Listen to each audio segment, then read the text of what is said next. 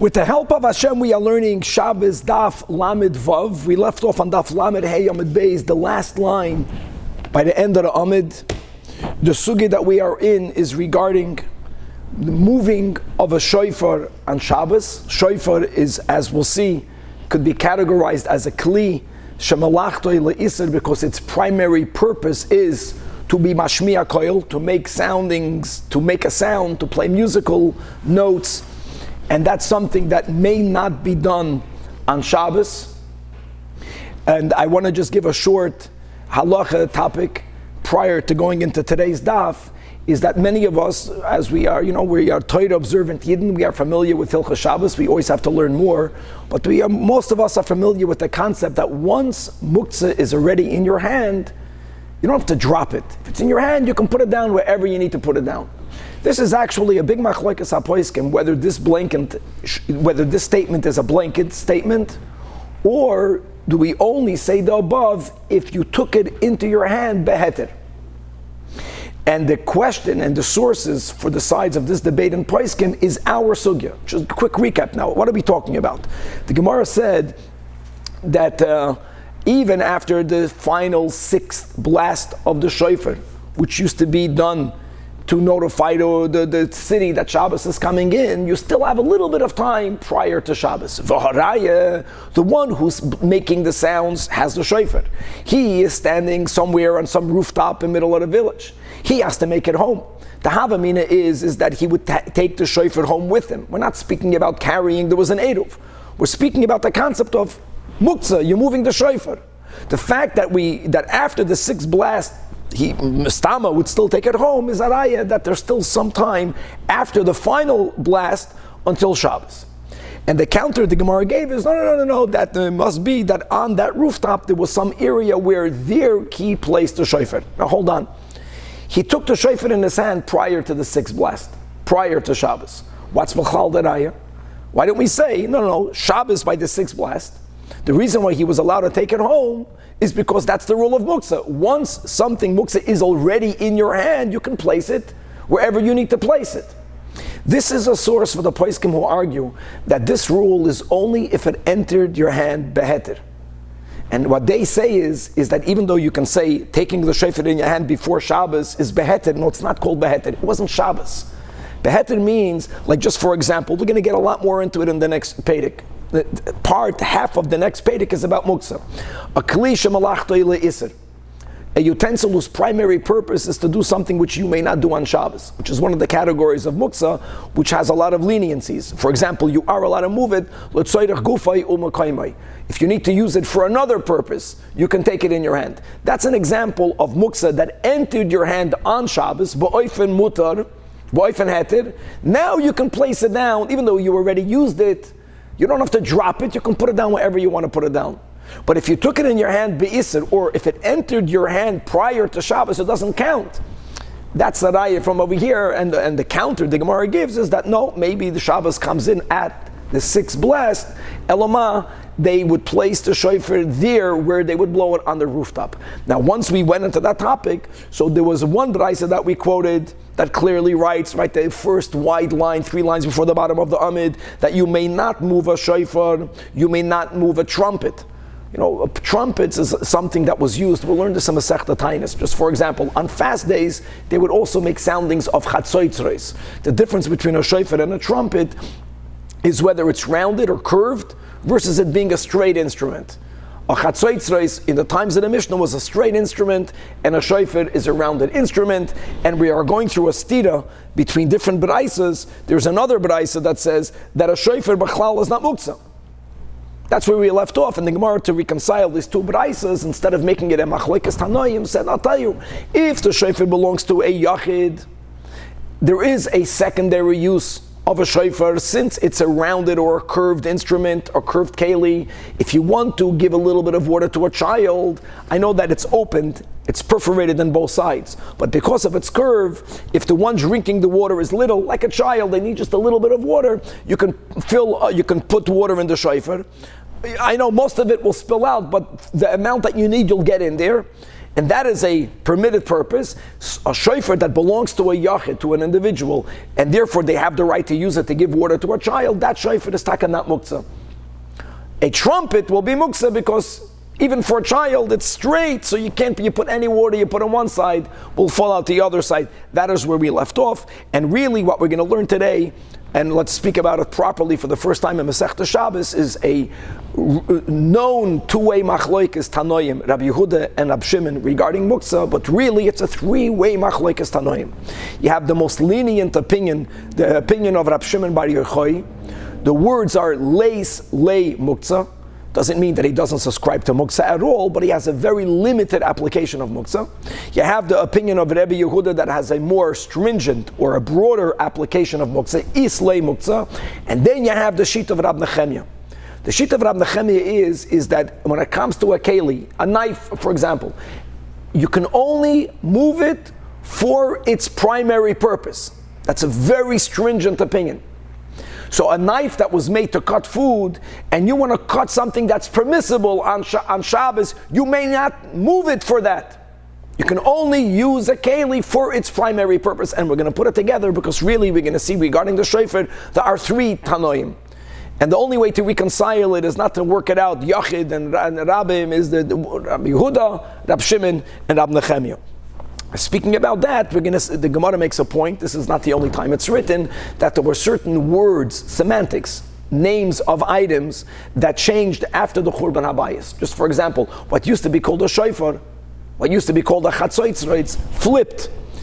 The straight one by the Amcha after the Churban is called a shofar, and the curved one is called chatzotzreitz. We're going to speak about other such changes of names, and I'll give a suggestion as why is that connected to the Churban HaBayis, but that will be the conclusion of Perek Sheni.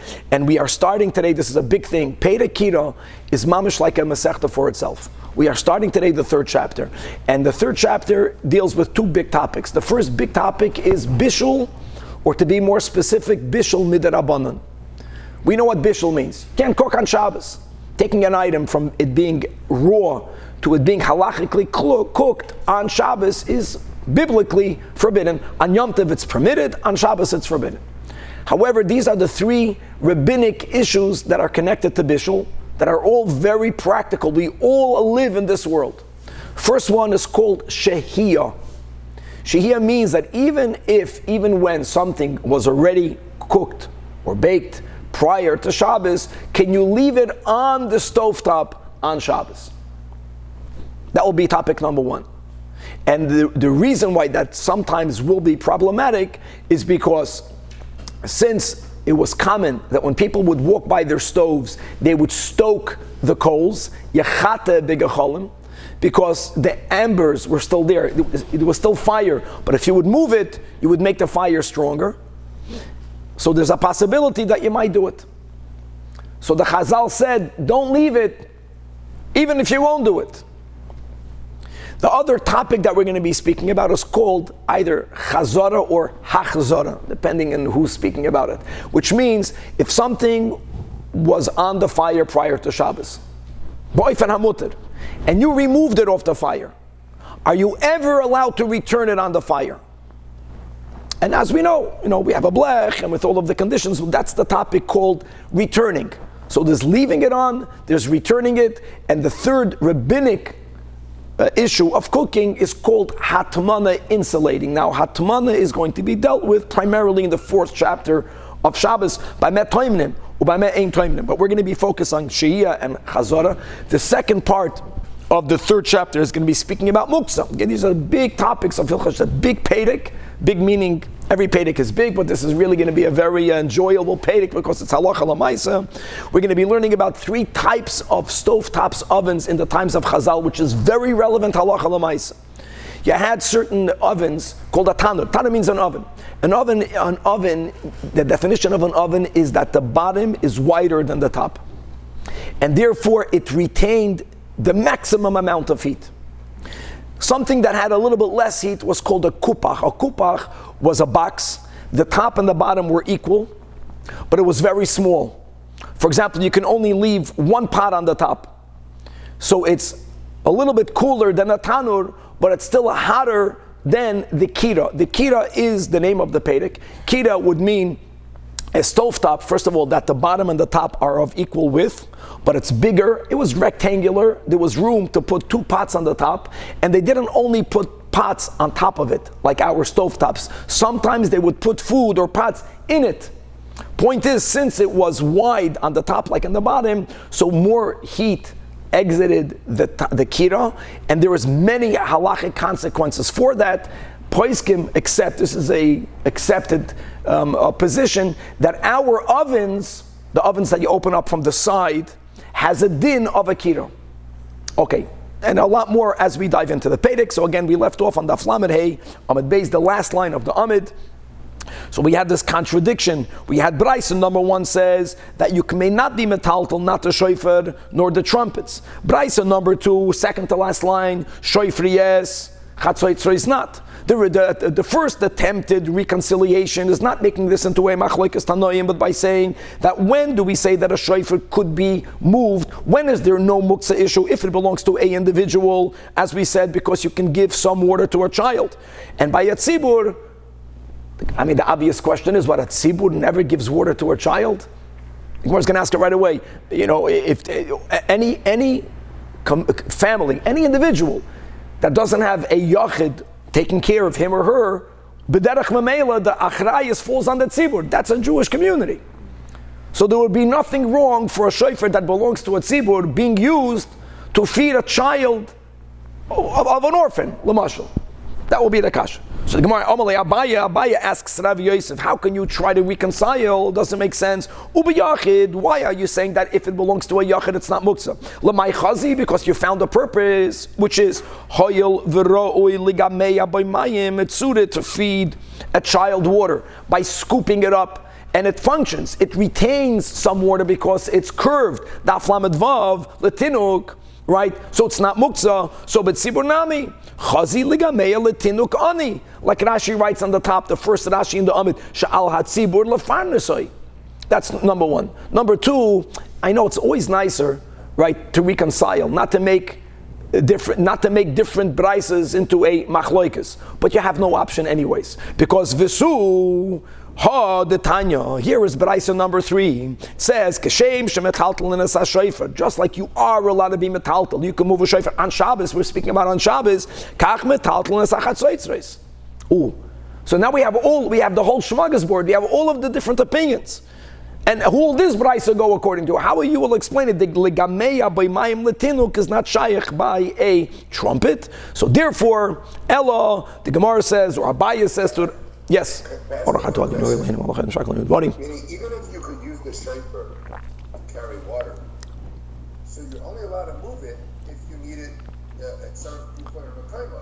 But if you don't need to bring water, how could you move it from the place where the guy blew it? Well, okay, so then he's mentioning something that we'll speak a lot about in the next Perek. Just to make it clear, there are many times that just because if you are moving it for a specific gufay or mekaymai, it's not a carte blanche to move it. But whenever you are moving it, it must be that the person, for example, is going to say, oh, I need this place. That's my example, that if it goes into your hand, ba'oifan hamuter, that will be a great example. Then you can put it down wherever you want. In other words, if I'm on a rooftop and I don't want a shofar to be there, not to protect the shofar, that's called tzorech atzmai, or tzorech gufay. We're not tzorech atzmai. Tzorech gufay means you want to use it. Protecting it is another level. But whenever you pick it up, ba'oifan hamuter, like I'm on the rooftop, I don't want it to be here. I want my rooftop to be clean. I'm having guests up there. I don't want them to step on the shofar. Now, once it's in your hand, you can put it down wherever you want. It must be that way. So says the Gemara, Eloloi Kasha, Ha Rab Yehuda, Ha Rab Shimon, Ha Rab Nechemia. This is Gevaldik. Now, I want to read it. In words, it's a small daf, and this is such a big statement. So let's go to the first one. The first one, Ha Rab Yehuda. Rashi, 3 lines, the top line in Rashi. Ha Rab Yehuda, shofar metaltal. The Braisa that says that you could move a shofar, but you cannot move chatzotzros. Why? Because the Muksa avol shofar toiras keli olav. Toiras keli olav. Now, what does that mean? So you have to know how to word this. In other words, are we saying that according to Rabbi Yehuda, since a shofar has a secondary use, Shuki. It's not called Keli Shemalachta Le'isr. That's one way of approaching it. Tosfos clearly doesn't word it that way. Tosfos says, no. A shofar is called a Keli Shemalachta Le'isr because its primary purpose is to be Mashmiya Koil. It's to make sounds, which you can't do on Shabbos. But since you also have a secondary use, right? Therefore, you are allowed to use it. Or look inside the top Tosfos. Rab Yehuda, Rab Yehuda, mitaltal and shofar. Clearly, afal gav de malachti le'iser, comma, top Tosfos. Nevertheless, shari litaltaloi. Either l'tzoyrech gufay. L'tzoyrech gufay is our example. You are using it to give a child water, or you are allowed to move it because you need its place. That's called mikaymai.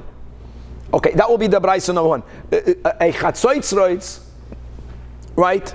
Here's the issue. What about a chatzoitzreis? So why can't you move a chatzoitzreis? L'tzoyrech mikaymai is even according to Rabbi Yehuda, according to Tosfos, we differentiate between a keli that is taka primarily used to making sounds, but it's also used to transport water.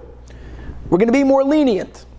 Versus a keli that no one uses it for anything other than the malach tel isad, even if there's no chesr and kiss, even if there's no loss. Don't forget, guys, if something that's used for anything other for its designated purpose will become devalued, and the owner really will be medagdek, even Rab Shimon holds its muksa. So now we're learning a nuance here, Shabbos Lamed Vav, that even Rabbi Yehuda, we differentiate. When do we say Keli Shemalachta Le'isur, you can move it L'tzoyrech Gufay, if people use it L'tzoyrech Gufay for something else. You're not out of the blue. And also L'tzoyrech Mekaymai. If a Chatzoitzreis, according to Rabbi Yehuda, is something that may not even be used, move L'tzoyrech Gufay or Mekaymai. Even L'tzoyrech Mekaymai. Even though there's no Chesr and Kiss.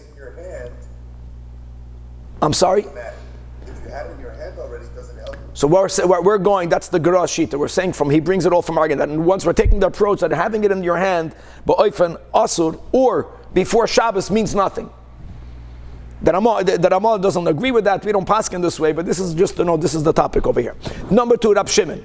Now, what does Rab Shimon hold? Rab Shimon holds that generally, even a Keli Shemalachta Le'isr, my friends, is something that's not a problem according to Rab Shimon. But if there is Chesr and Kiss means that it's such a valuable instrument that the owner doesn't want it ever to be used for anything other.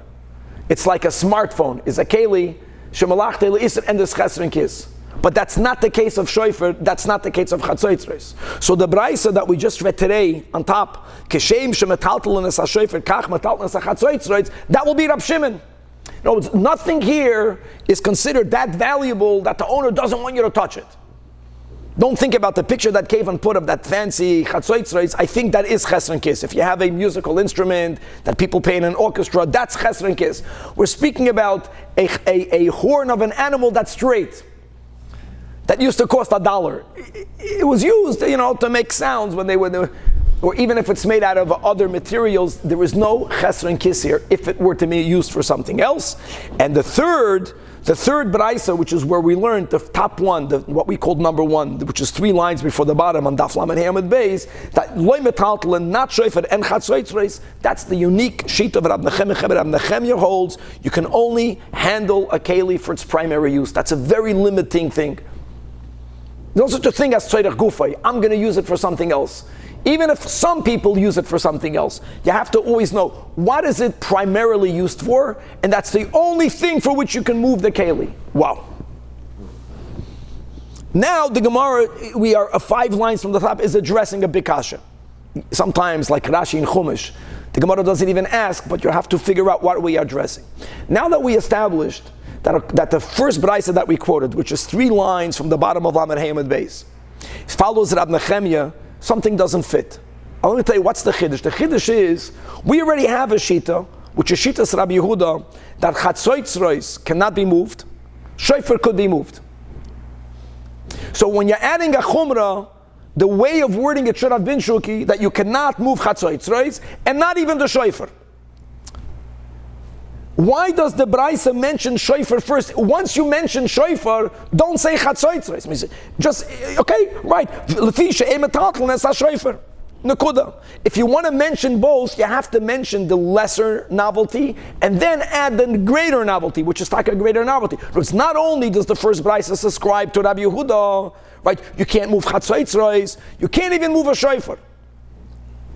But it didn't mention it that way. It went out of the order. Once you mention shofar, why are you mentioning chatzoitzres? And for that, the Gemara answers, Umay shofar nami chatzoitzres. This Braisa was already written quoting the verbiage of its time. The works of the Mishnah and Braisas, I mean, they were developed, really, it's halacha lo Moshe Sinai. This is coming from Moshe Rabbeinu. But you can say the era of Mishnayos was, throughout the times of the Second Temple, a little bit into the first 100 years or plus after the Churban, until Rabbeinu HaKadosh wrote down the Mishnah. But sometimes the words of the Mishnahs or Braisas are just repeating words that were spoken, Kloyim, by Moshe Rabbeinu, Lefnim and HaKloyim we have by Kachim. Sometimes the Braisa or the Mishnah is speaking about the way people worded things at their time, which is when it was compiled after the Churban. And after the Churban Beis HaMikdash, the Braisa Taka meant to say you can't move trumpets and you can't even move a shofar. But the words flipped. The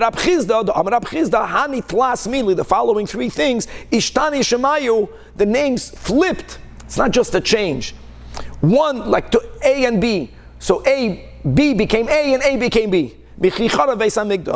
Number one is our topic. What used to be called chatzoitzra, now is called shofra. What used to be called shofra is now called chatzoitzra.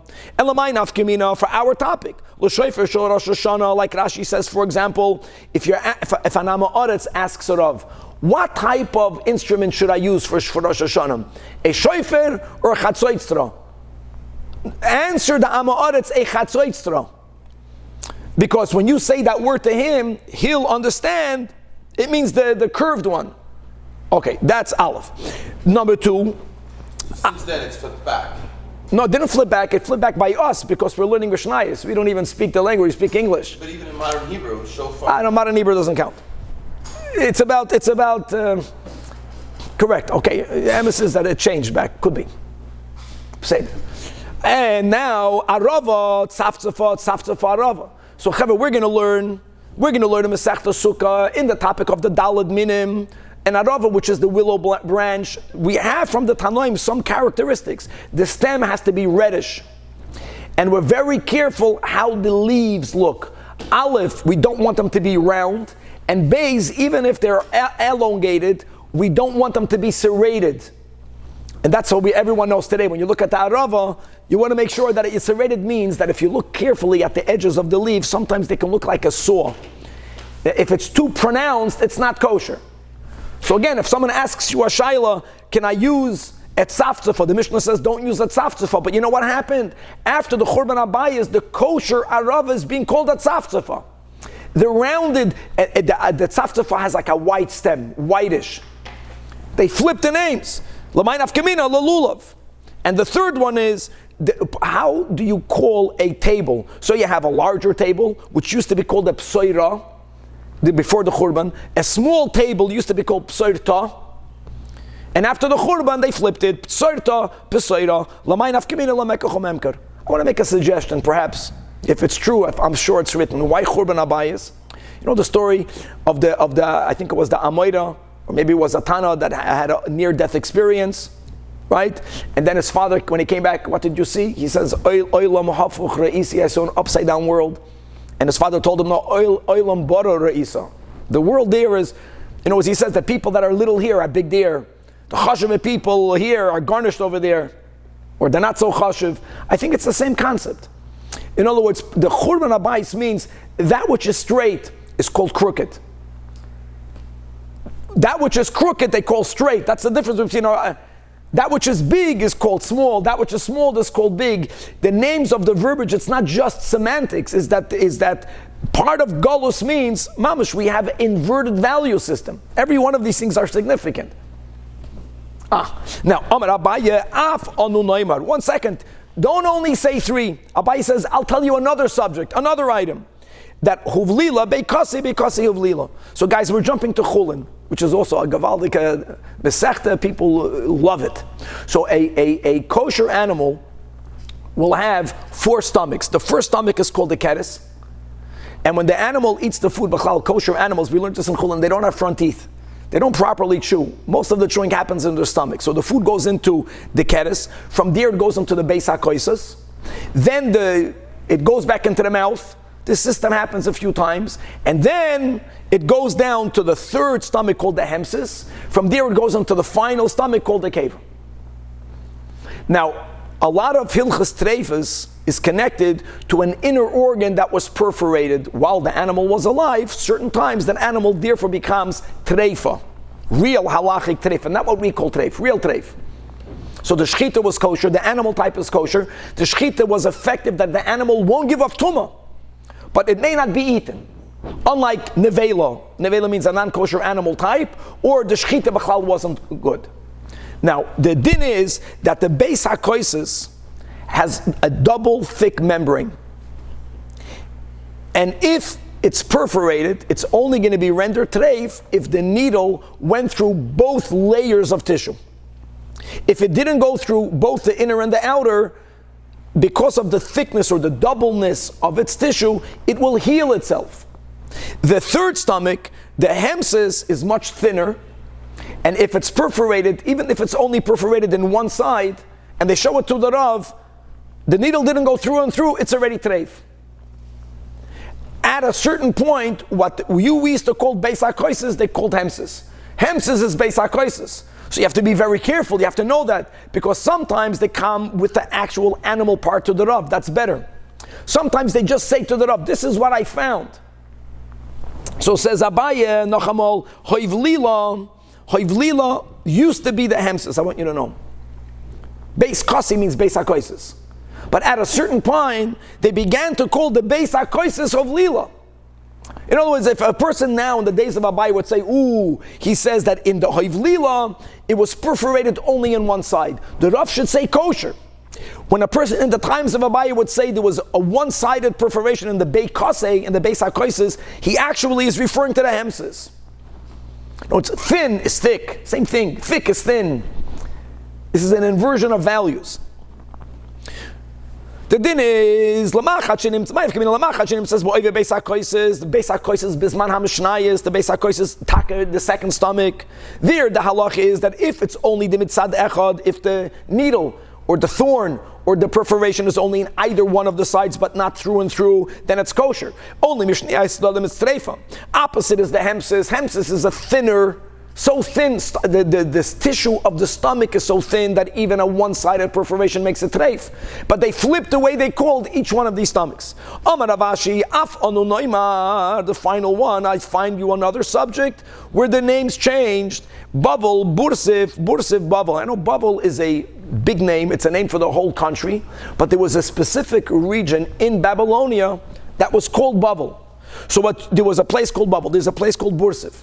And at the times of Ravashi, what used to be called Bavel, they called Bursif. What used to be called Bursif was called Bavel, Daf, Lamed, Vav, Amid Beis, and Lamai Nafkamina, Ligitei Noshim. Wow, we're really covering broad topics. So what's Ligitei Noshim? So Chevra, the beginning of Masechtas Gittin shares with us a rabbinic enactment that if the husband and the wife are not in the same location, a husband can divorce his wife. What he does is the get is written by the husband. It has to belong. The items have to belong to the husband with many details. It has to be written l'shmoi, u'lishma, u'lishem gerushin, and then he can send. The husband can be meshaleach the get to be delivered to his ex-wife to be. Chazal said that whenever a get is written in any area other than Eretz Yisrael, in any area other than Bavel, the shliach has to declare b'fanai nechtav u'b'fanai nechtam, that the get was written and signed before me. And just Rashi, this is the beginning of Gittin. The way Rashi words it, because like this, there's dinim of the get needing to be written lishma. So now you get to ask the shliach, did they write it lishma? He opens up more information, making it easier now to ask the questions that otherwise you may not know. Now, if a get is written in Israel and delivered in another location in Israel, such a statement need not be made, because in Eretz Yisrael they were more learned. Everyone knew that a get has to be written lishma. Now, it doesn't mean that someone could not ask the question, but it was rare that people asked that question. And the Gemara says in Gittin that the city of Bavel, not the whole country, people in Bavel were as learned as Bnei Eretz Yisrael. So if the get was written in Bavel, the shliach does not need to make that statement. So Rav Ashi says that's why you need to know that, in other words, learned people or ignorant people, right to Golus. Gola is, if you're learned, you're learned. If you're ignorant, what's Golus? That the ignorant are the learned. That the learned are like the ignorant. They are viewed like as if they're ignorant. So it was a flip in that, and therefore you have to be aware that the name Bavel changed its locations. Bursiv now is the city where people are learned, and on that we say, Hadran Allah B'mem Adlikin. We will come back to you, Perek Sheni, and with tremendous simcha we are starting the third chapter, Kira, as we spoke out a little bit in the intro. Now, another few words of introduction, and that is to be aware of the Shita of Hananya. And we paskin like Hananya. There's a concept that we just had recently called food, solids, that are cooked to the level of Michael ben Derusoi. Ben Derusoi was a bandit. Azaz chus that he has, that everyone quotes them the whole time. It's amazing. Go figure that. Machloikes Rashi and Ambam, how much did he cook his food before he ate it? Rashi looks at him more derogatorily. When it was only a third ready, he would eat it. Now, why is it connected to him being a bandit? Because people were always running after him.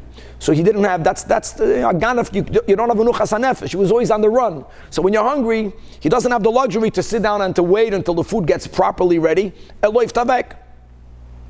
When people order what's it called, medium rare, maybe there's a yetzer hara, be careful.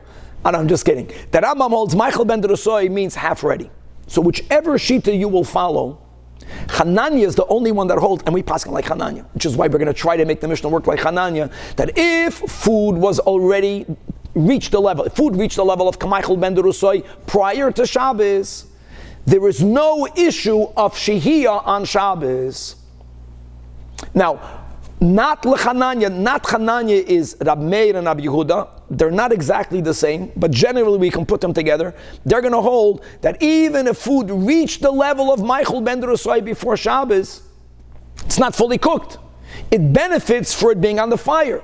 If it benefits from being on the fire, when you walk by the fire, if you won't do something, Garuf and Katam will explain these few words, then we'll start reading the Mishnah, then you can't leave it on the fire, even if it's Kamichael ben Derusoi prior to Shabbos. But the solution will be Garuf and Katum. Garuf means to shovel or to rake. Katum means to cover with ashes. Machloikis, Rashi, and everyone else. And everyone else, what's the purpose of Garuf and Katum? Rashi holds here, it's not on halacha, we don't paskin like Rashi, that the reason, the meaning of Garuf and Katum is that what's the solution? Taka, there's a fear. You have food on the fire, either it's not even Kamichael ben Derusoi, or almost according to everyone other than Hananya, it's already Kamichael ben Derusoi, but it's not finalized. We're going to have the words in the few dafam ahead, metztamik v'yafaloi, metztamik varaloi. We're going to explain all that. In other words, if it's going to get better, it's going to get cooked more, you might stoke the coals. So Rashi says the only solution is to rake out the coals that it can't cook anymore, or to cover it with ashes so that even if you were to stoke it, it wouldn't add anything to its cooking. That's the only solution. According to Rashi, the blech that we put is completely ineffective. We don't paskin like Rashi. Look, quote Taran. It's not only Taran, but Taran says, no, Garuf and Kata means that the fear of Shema Yechata B'Gecholim is solved by you putting a heked, something to remind you that it's Shabbos. So anything that covers the fire, you're raking it out. So then they didn't have blechs. So they would rake out, and according to the Ran, you don't have to rake out all the coals. You have to rake out only some of the coals. You have to cover it a little bit with ashes. The covering is not to be metztanein the coals, which is what Rashi says. That's the blech. The katum is what we do today. We don't rake out anything, but we cover the fire. And that, by the way, in a crock pot, that would be the same thing. That you have to we put a tin foil in the crock pot. And according to most poskim, it's good to know that a big part of the blech isn't only to cover the fire. Where do we stoke the coals today? By the knob. So we have to put something over the knobs. That's ideal. And in a crock pot, that would mean that some of the tin foil would go out, verstehst, and maybe go over the knob, or at least go out. That's very important. That's the heked leran to remind you, Shema Yechata B'Gachol. Okay, so now we're going to read a Mishnah. With this information, you're going to see, Shlema, a little bit more to the left, that there's a big machlokes how to learn this Mishnah. Whether this Mishnah is Shitas Chananya, whether this Mishnah is the other opinions. The words of the Mishnah is Yitain, lo yitain. Yitain, lo yitain sounds like hachzara. Putting, placing. You can place food on the stove at Shabbos. It means placing it on Shabbos, because you removed it and now you want to replace it. We're going to try to learn the Mishnah, not kepshutai. Yitain here would mean leaving it to make it work like Hananya. But you'll see right away when you read the Mishnah, you don't chop what shita does this Mishnah ascribe to, Hananya or the others. Says the Mishnah, Kira. Kira is this type of rectangular stovetop oven, which was large enough for you to place 2 pots or more on top of its rim. It's important. It wasn't only used as a stovetop. You also were able to place pots inside of it.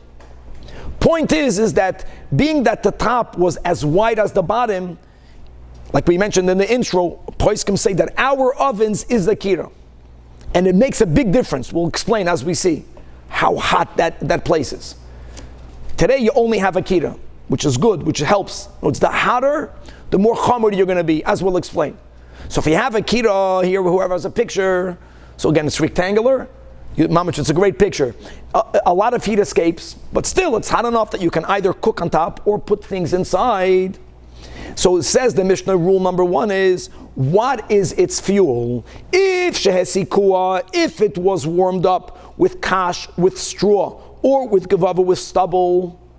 When you harvest grains, so the garbage, the klipa that comes off the ground, that's called kash. The little bit that remains on the ground is called gavava.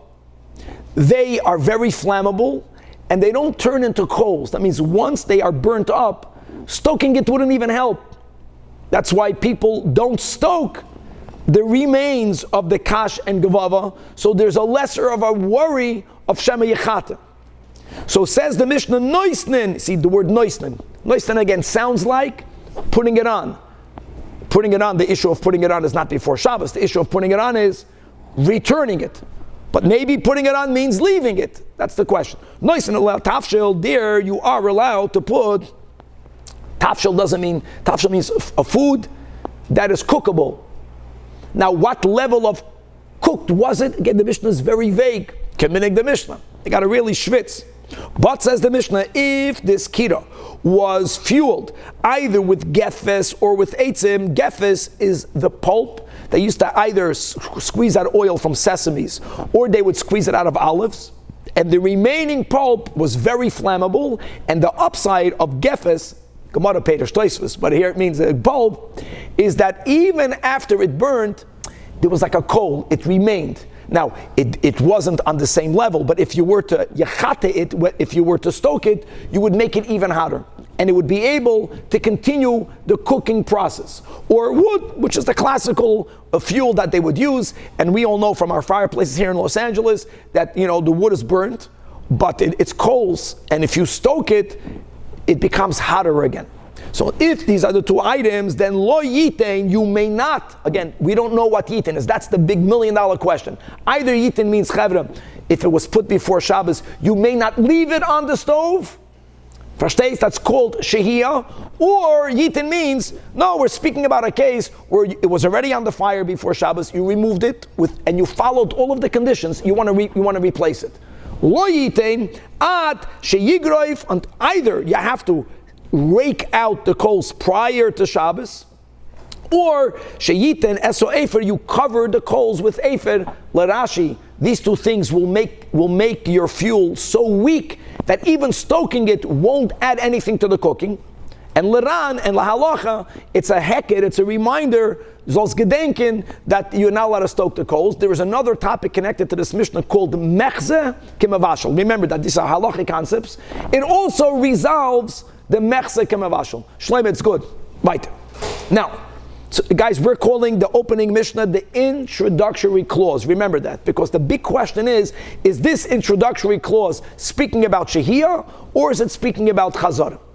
Now we're going to have two other clauses, but I'm going to call this clause 1, clause 2. The intro, clause 1, clause 2. And as you'll see, clause 1, clause 2 might shed light what the introduction is speaking about. Clause 1, Beishamai says that even, and again, Beishamai is referring to the oven that was heated with gefes or with wood. Chamin avoloi tafshil. Chamin avoloi tafshil. What case is he talking about? And we're going to stick to this, says Rashi, that even though you did garuf and katum, today you put a blech on, still, what are you allowed to do? Now, again, what is he talking about? The introductory clause. We don't know what it's Shahia or Hachzara. You can only put hot water. Because hot water, once it's hot, doesn't get better. It just retains, but it doesn't cook more. It's verkocht. But not tafshil. Because even though the tafshil, even though it's up to a certain point, the more it cooks, the chalent, the better it gets. Beis Hillel oimrim, that when you have garuf and katum, whatever the Reish is speaking about, again we have to figure that out, you can now, since it's garuf and katum, not only chamin, even tafshil. That's in the situation where you did the shoveling. Yes. It's not supposed to be cooking more. When you did the shoveling, Rashi, that's the big problem. Don't ask him, with many other problems. We're going to follow that on the whole time. Very good. There's another issue called mechzek mevashel. You understand? And I think that's what Rashi writes over here.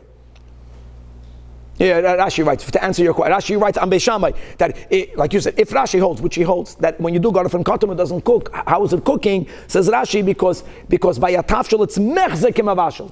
It's something that's cookable. Water, people know it doesn't cook. It's hot, and it's garuf and katum.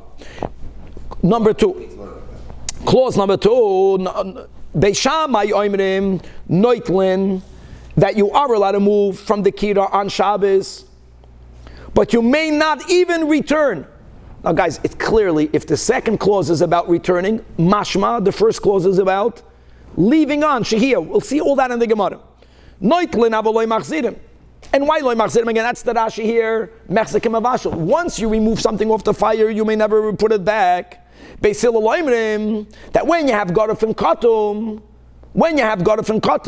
raked or covered with ashes, or belishoinenu, when you have a blech on top of the stovetop, you are even allowed to put it back.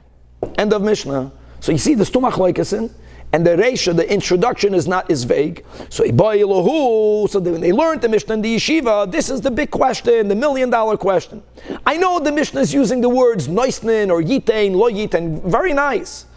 The way the Achreinim learn, we know we paskin like Hananya.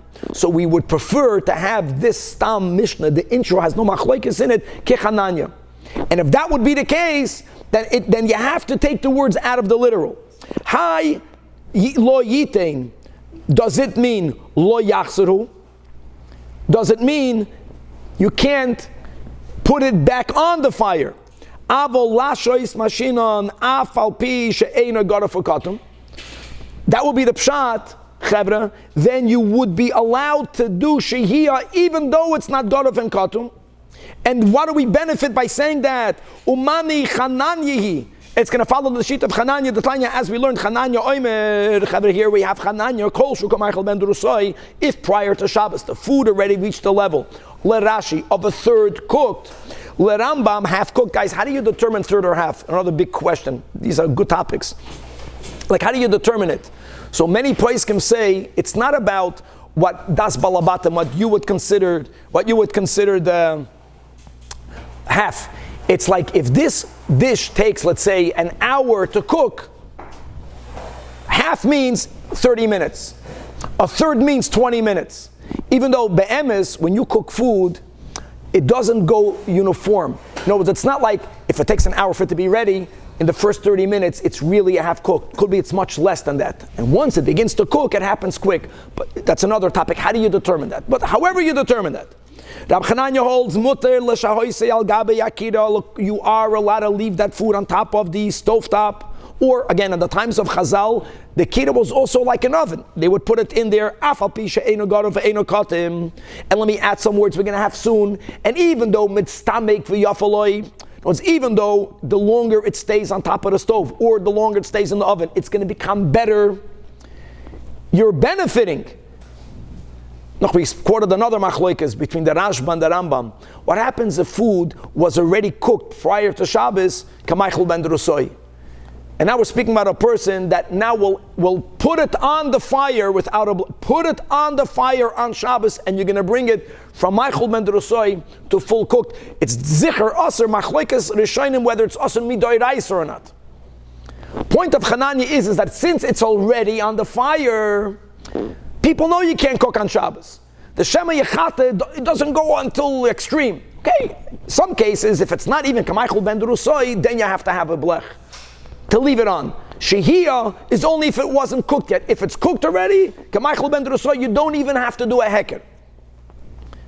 And that will be the pshat of the Reisha, Oidilma or Lasha Istanan. The Reisha of the Mishnah is speaking about leaving it on the fire.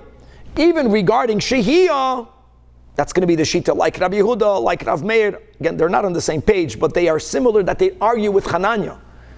No, even for Shahia, you have to have a blech. Only igaru for katumin, ve'iloi, and v'kol shchein lahachzer, to put it back on the fire, you have to have garu for katum. Okay, so then it's the introductory clause is not clear, and the Gemara is going to try to extrapolate the case of the intro from the two machloikesim that the Mishnah gives. So let's go. So Tashema, so the first approach they had in the yeshiva to resolve this, the Mishnah sheds light on itself. Midiktani, since it says in our Mishnah, today bave. I'm just saying, I worded intro, not the first case, because the Gemara calls the two arguments two clauses. So the first is like the intro. What are you going to call it? Don't give it a number because then there'll be three cases. There's two clauses. There's two cases in the Mishnah, two arguments. Number one is, now the Gemara is quoting it. And then they have another machloikas that he's just quoting the Mishnah.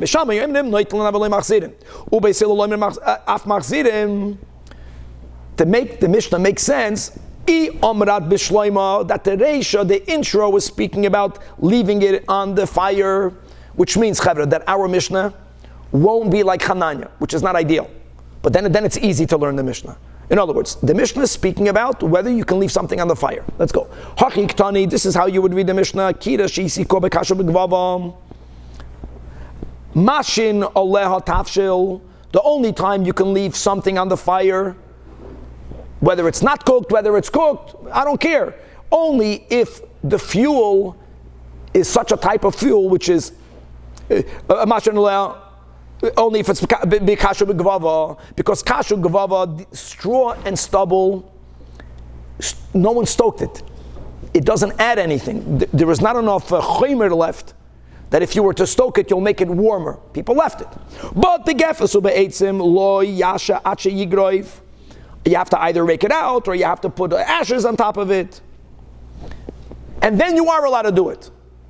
Now, then the machloikas number one is, okay, and what can you do? If you put a blech, what can you do? B'shamay b'silol. U'mahein mashin. Main mashin means, when you did garuf and katum, B'shamay says only hot water. We don't paskin like B'shamay, that's very chamur. Avoloi tafshel. It's covered, and you're not going to do yechate. Mechse kebishul, mechse kemavashel. When it's covered, even when it's covered, that's akadekach. And no, chama v'tavshel. Then the Mishnah says that v'chihecha the pligi b'lashois. It's clause intro and machloikus number one is about shehiyah. Then the Mishnah adds that just like there's an argument regarding shehiyah, pligi nami b'lahachser. Beishamai also is going to be more. Beishamai holds that even by chamen, water, once you removed it, you can't replace it, even though it's garuf and cotton. That just like garuf and cotton resolves shehiyah, which it does, It also resolves hachzara. Now I want to just give a quick, that the Alter Rebbe is machmer, just to know that even though you have a blech, it's not like you can take it off and put it on, stam. There are other conditions that have to be met. You have to have intent while you're taking it off to put it back on. Obviously, the food cannot go lower than a certain temperature, then you're bringing it back up. And not only that, we paskin that when you remove it from the fire, the kavana has to be followed through with a little bit of an action, that some of the pot has to be in your hand. So a pot that has two handles, for example, I'll take it off the fire. It's not like I have to have it weighing in my hand, but my hand will be around one of the handles. Then with the other hand, I'm going to take off the cover, I'm going to take out the cholent, put it in my plate, recover it, and then put it back on the blech or put it back on the crock pot. So not only did I had kavana to return it, but I actually had it in my hand. The details we're not going into it right now, but Basil holds that if you have a blech, then you can return it. And then everything flows. But if the intro case, and we would rather the intro case to follow Shita Chananya, because we know we paskin like him, that even the intro, no, it's lashois, there's no issue. If we follow like Hananya, the introduction cannot be speaking about lashois, because once something is already cooked, you don't need garuf and katum. So the intro is already speaking about returning. So therefore, hachi kitani, let's go read again. We're going to read the intro, lechananya. If it was warmed up with kasha gvava, then machzin al tafshel. Then you can return. Leaving, you can always leave. But if you have coals if you have fuel that are now coals, stoking it would make it hotter. So if the topic is about hachzara, so then the first machlokes, clause number 1, is clarifying what may you return. Beshama yoimrim chamen avoloi tafshel, and Basil holds chamen v'tafshel. So now I have a simple question. So what's the third clause adding? 0. Was if the intro was about returning, and the first machlokes just gives you the nuance that Beishamai doesn't hold you can return everything, water and not food, pseder, and Basil says you can do chazara for everything. That's mamish the third machlokes. You're not adding anything. So asks the Gemara, Beishama yoimrim, there's 2 lines before the bottom, there's already a question mark. Beishama yoimrim noitel avolei machzidin, uBasil loimim af machzidin. It's a repeat. The second clause becomes a mamash repeat of the first clause. L'choyre, that's a raya that the reish of the Mishnah is not speaking about hachzara. The reish of the Mishnah must be speaking about Shahia. And if the Mishnah is telling you that even Shahia cannot be done unless it's garu for katum, if the fuel is gefes or yetzim, then our Mishnah is not like Hananya. Raya, Daf Lamed Zayin, counters the Gemara. No, again, we're insisting. It's going to be a little bit dachuk, but it's going to work. It always works because that's when we become familiar. Whatever Rebbe writes, he's writing always 2 things. He's teaching you that which he's teaching you explicitly.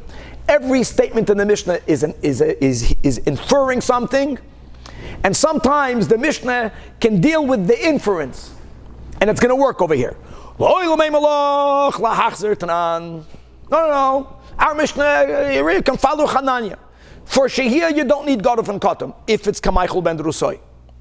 And let's read it again. Again, we're beginning now from the intro. But now the Gemara is going to break that which Rebbe writes and that which we infer from what Rebbe writes. Rebbe writes, Kira shesikua, if you warmed up the Kira prior to Shabbos, obviously, if it's Bekasha Begvava, with straw stubble fuel that doesn't benefit from you stoking it, it's all about Hachzara. Then, Machzin Ulel Tafshil, you don't have to put a blech even to put things back on. But if the oven is being heated up with either gefes or eitzim, that's the hachzara issue, right? Lo yachzer ache yigrov hayachitnu se'efer. These are the words of the Mishnah, but now add something. Now what does that imply? What's in between the lines? You know what's in between the lines? Avol lashois. In other words, fakir, the Mishnah, dafke, by speaking about chazara, is implying that I hold like Hanania.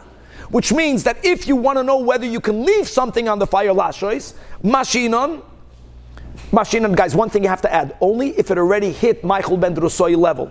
But you can put it on even though it's gefes and eitzim, and even though it's not gadol fikatum. Now the first machlokes in the Mishnah is going to be elaborating the inferred din. No, it's now that I'm speaking about hachzara, which implies shahia is completely mutar. Now Rebbe has to say, whoa, not everyone agrees to that. Uma hein mashin was the second clause, or what we call the first machlokes. I'm sorry, the first clause. The first clause is elaborating that which Rebbe did not speak about in the Reisha, but that which Rebbe only inferred in the Reisha. How great is that? Beshama yoimrim, don't say that Shahia is okay. No, Shahia is okay for Chamin.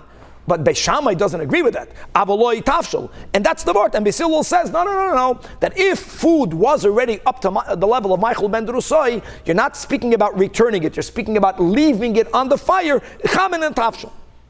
And now the second machlokes in the Mishnah goes back to the explicit part of the Reisha. When we spoke about in the Reisha, that if you did Garuf and Katum, then you can return it. Beishamai doesn't agree with that. Lav divrei hakoli. And we don't paskin like Beishamai, but we have to learn the Torah. Ela machlokes Beishamai and Beisilul. Beishamai says, no, you noitlin. In other words, since you can teach that when Rebbe writes an opening clause, since everything is also inferring, you can teach that the next part of the Mishnah is elaborating the unspoken, the inferred part of the Reisha. So from our Mishnah, we cannot conclusively know what the intro case is talking about. Let's leave it up over here, and God willing, a lot more to be continued. Gavaldik, mamash gavaldik.